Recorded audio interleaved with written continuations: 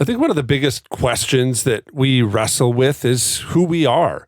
Who have we been created to be? And what really is our calling and our purpose? What are we really competent in that we can give something back to society and culture? And as Dr. Kathy has taught in many of her classes and teachings, and even in her books, all of those things that we ask with that big question actually have some pretty important foundations that need to be addressed first. Primarily, this idea of security. Who can we trust? And that builds on this idea of identity. Who am I? Those two primary foundations are really important, especially when we look at things like gender.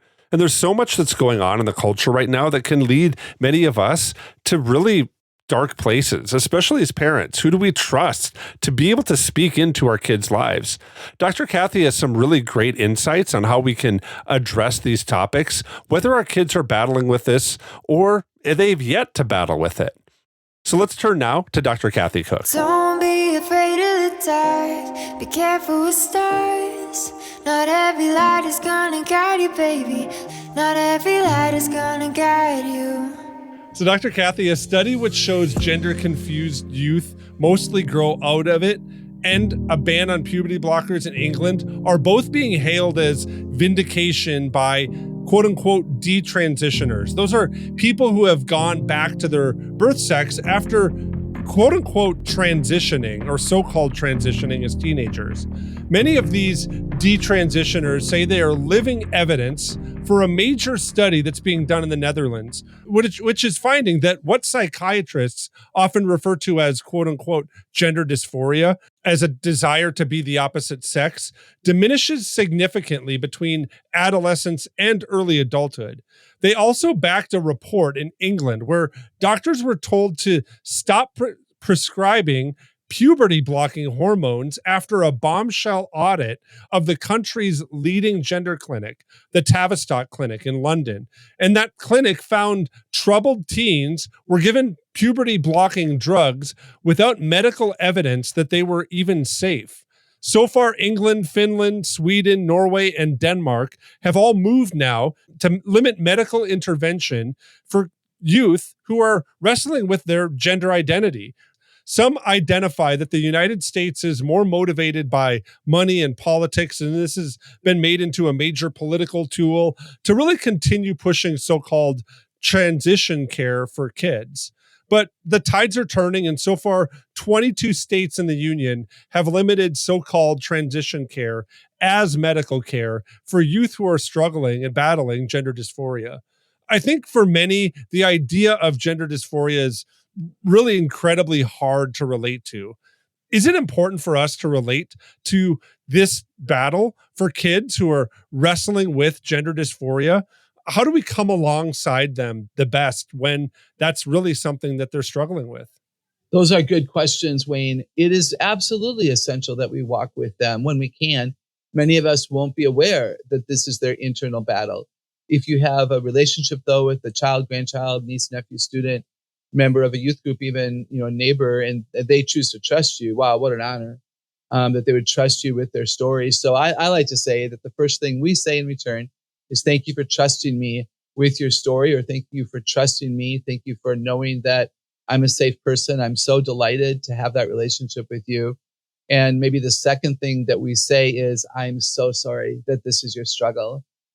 And then we say, maybe I can't even imagine what it might feel like. And then maybe we say, I'm so grateful that I'm confident and secure in my gender. And I see that our Creator did a good thing when He made me a woman, and I'm sad that you're not able to see that right now. So maybe in these initial conversations, we make it clear that even though they seem very confident in their belief that they're in the wrong body, that we say right now, this feels unsafe and unnaturally to you, because the data is very clear that without interrupting with the medical, most of these young people do change their mind and come back to what I would say is sanity, where they are recognizing that they are in fact in the right body. Yeah, Dr. Kathy, I think that for many of us, we're kind of encouraged to identify and build really that idea of identity and kind of identifying ourselves really around this concept of what is gender. How is this concept problematic for kids to really build our identity around gender? And what should we, as people who care for kids, be conscious of, knowing that this is the cultural moment that we're living in, that kids are really encouraged to identify and find really a primary identity in their gender? It's so confusing to so many of us. We can't dismiss it as nonsense. It isn't nonsense to them. If they're on social media, if they're following certain Hollywood stars and music groups, if I can put it kind of those stereotypes, they're going to believe that there's nothing wrong with their desire to change their gender. They change their hair color. I mean, there are 10-year-old kids who are allowed to dye their hair blue and purple today. And, and there's nothing wrong with that. Really, there isn't. And yet when they're given so much freedom, just do whatever you want.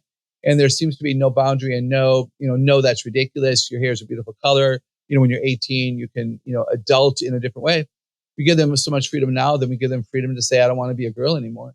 So these parents are in a really tough place because there's a slippery slope that has started, with so much.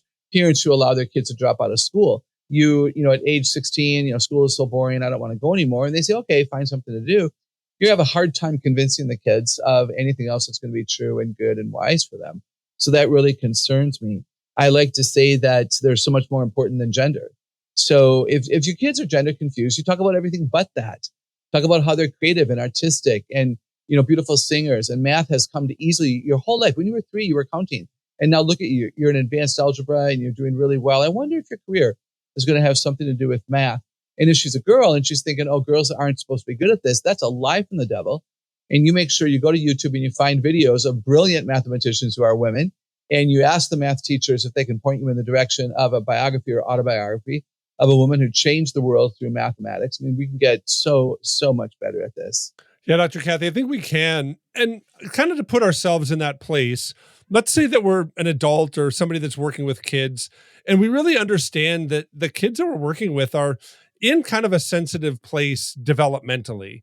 How can we guide and encourage our kids, the kids that we're working with, to build gender confidence rather than an identity that's based on gender? I love that question. So gender confidence is things like boys can like pink and girls can like trucks. Those are some stereotypes, but it's true. Boys can babysit. Sometimes in my examples, as I'm speaking to parents around the nation, and I'm talking about when you give your kids growing independence and when they might need a phone. And I'll say, for instance, if your son babysits next door and there's no landline, they need a phone. And I say specifically when your son babysits, because there's no rule that says boys can't.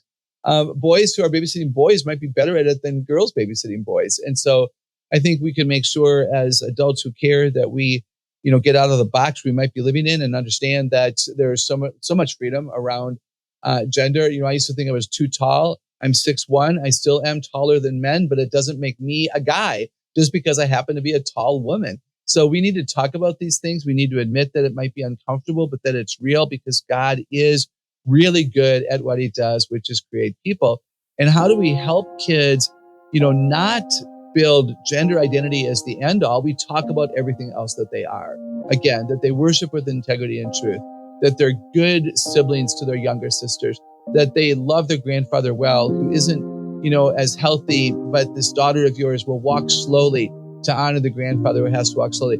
You affirm them in all the things that have nothing to do with gender, so they don't put all their eggs in that basket. As Dr. Kathy was talking, I was reminded of a passage out of 1 Peter 2, and I'm going to begin reading at verse 4. As you come to him, the living stone, rejected by humans, but chosen by God, and precious to him, you also, like living stones, are being built into a spiritual house to be a holy priesthood, offering spiritual sacrifices that are acceptable to God through Jesus Christ. For in Scripture it says, "See, I lay a stone in Zion, a chosen and precious cornerstone, and one who trusts in him will never be put to shame."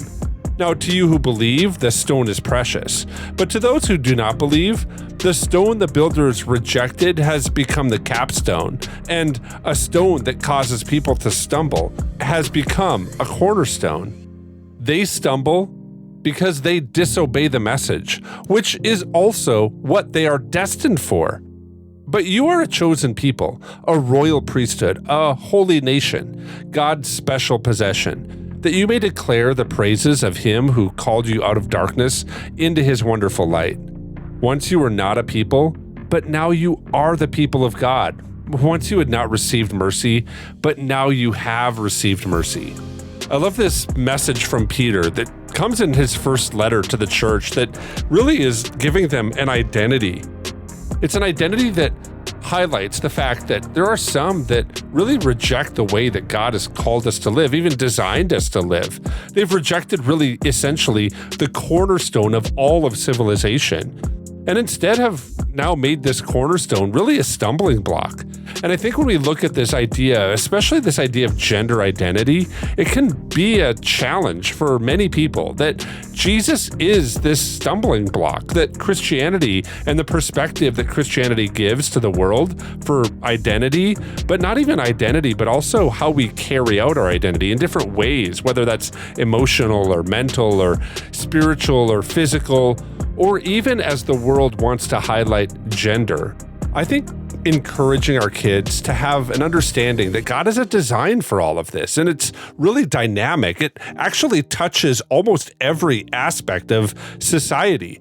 How we live out who God has created us to be as men and women really does give courage and guidance and really form and function to almost every dynamic that they're going to engage with, whether it's work or family or school or government. All of those things really come from this central piece that has to deal with, is God really who he said he is? And he is the cornerstone of all of civilization. Giving, I think, our kids a perspective on Jesus being the cornerstone of all of civilization, that can be really a bright light sometimes to cut through some of the dark cultural times. Before I close, we are doing an online course right now, and Dr. Kathy actually is going to do a live Q&A next week. That Q&A session is going to be really important, and we've just noticed that many people have signed up for the course this week, and we want to encourage you, if you've signed up for the course, go in, fill out the questionnaire, write your questions down in the little form on the website, because we want more questions. We want your questions coming from the things that we're talking about, because next month, Dr. Kathy is launching a new course that's going to give us some encouragement as we look to do summer well with our kids, as we kind of put a capstone in some ways in school. So go to celebratekids.com to find out more information for the online course that we're offering now. Sign up, enjoy it, and then get ready to participate in the live Q&A next week. I want to thank you for listening to the Celebrate Kids podcast in this daily segment, Face in the Dark. On behalf of Dr. Kathy Cook, my name is Wayne Stender, and I'm looking forward to seeing you here again tomorrow.